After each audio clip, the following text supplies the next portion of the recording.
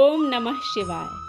फाल्गुन पूर्णिमा साल की आखिरी पूर्णिमा होती है। फाल्गुन महीना साल का आखिरी महीना होता है, इसलिए यह पूर्णिमा विशेष महत्वपूर्ण होती है क्योंकि इस पूर्णिमा में पूर्णिमा का व्रत होने के साथ साथ होलिका दहन होती है और इस दिन माँ लक्ष्मी की जयंती मनाई जाती है।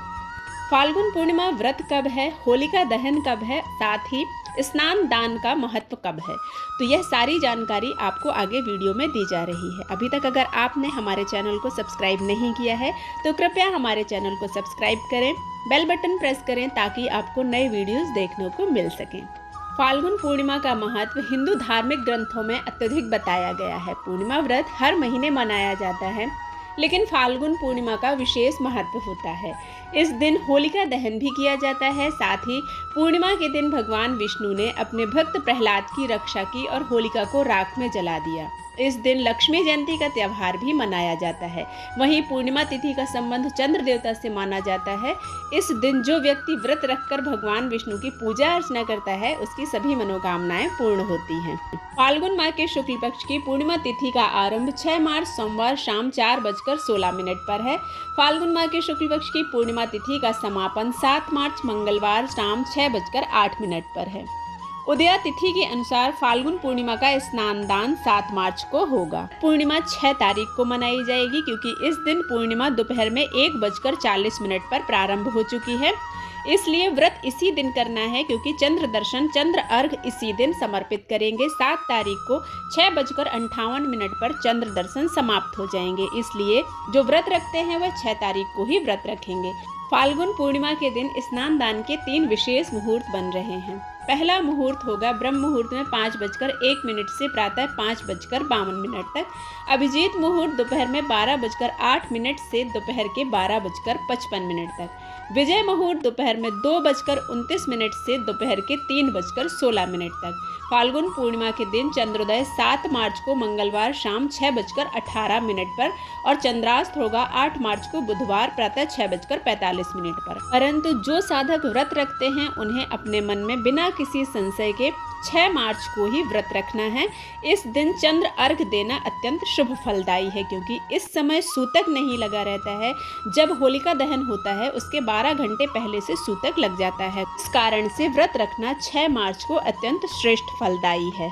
धर्म शास्त्रों के अनुसार माँ लक्ष्मी फाल्गुन पूर्णिमा के दिन अवतरित हुई थी। इस दिन माँ लक्ष्मी और विष्णु भगवान की पूजा अर्चना करना चाहिए। फाल्गुन पूर्णिमा की रात में चंद्र पूजन करने से आरोग्यता की प्राप्ति होती है, साथ ही आर्थिक तंगी से मुक्ति मिलती है। पूर्णिमा तिथि के स्वामी चंद्र देवता हैं, इसलिए इस दिन चंद्रमा को अर्घ देने से मानसिक कष्टों से हमें मुक्ति मिलती है। फाल्गुन पूर्णिमा पर व्रत रखकर श्रीहरि की पूजा करने वालों को हर संकट से छुटकारा मिलता है। होलिका दहन का शुभ मुहूर्त है 7 मार्च को शाम 6:31 से 8:58 तक।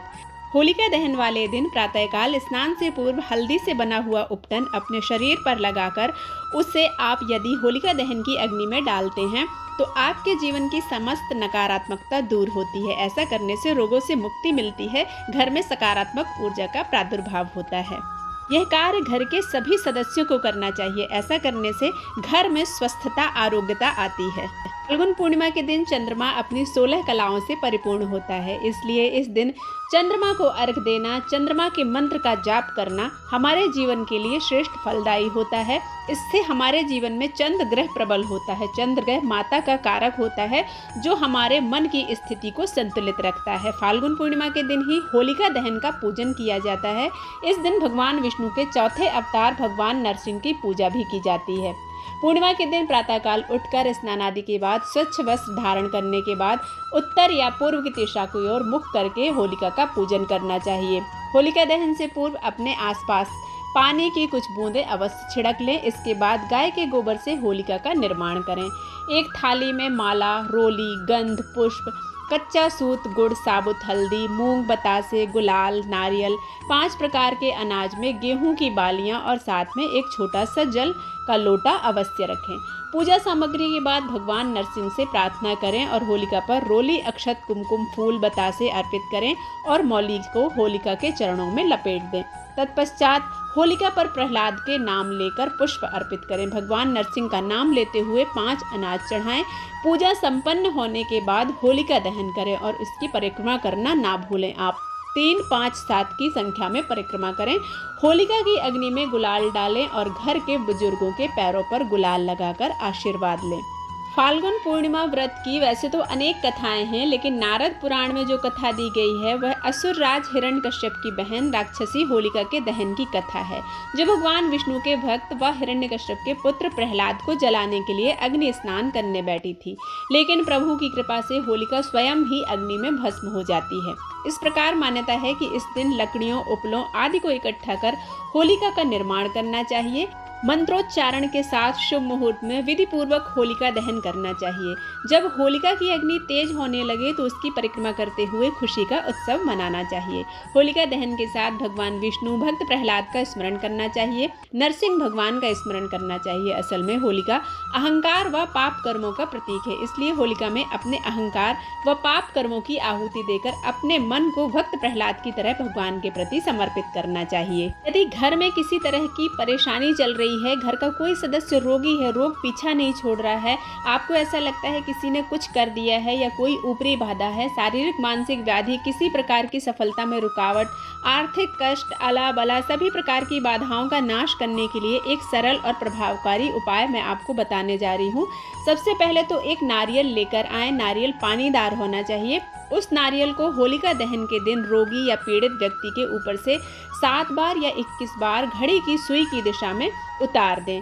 इसके बाद अपने इष्ट देवता का ध्यान करके अपनी समस्याओं को उन्हें बताकर उस नारियल को होली की अग्नि में डाल दें।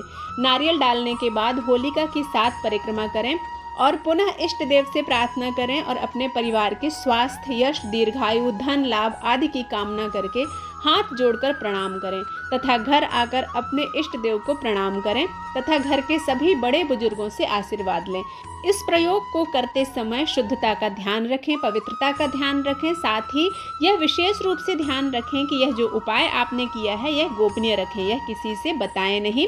इसका फल तभी आपको प्राप्त होता है। आज के दिन किए गए जो भी उपाय होते हैं वह हमारे जीवन में शुभता लाते हैं। होलिका दहन के बाद जो राख होती है उस राख को अगले दिन हमें उठाकर अपने घर लेकर आना चाहिए। थोड़ी सी अपने घर में उस राख को छिड़कना चाहिए और थोड़ी सी लाल कपड़े में रखकर धन स्थान में रख देना चाहिए। ऐसा करने से हमारे घर में धन आगमन के रास्ते खुलते हैं, रोग बीमारियां दूर होती हैं और नकारात्मकताएं दूर होती हैं। आशा करती हूँ यह वीडियो आप सभी को पसंद आया होगा। अगर पसंद आता है तो आप इसे लाइक करें, शेयर करें और सब्सक्राइब करना बिल्कुल ना भूलें। मिलते हैं एक नए वीडियो में, तब तक के लिए ओम नमः शिवाय।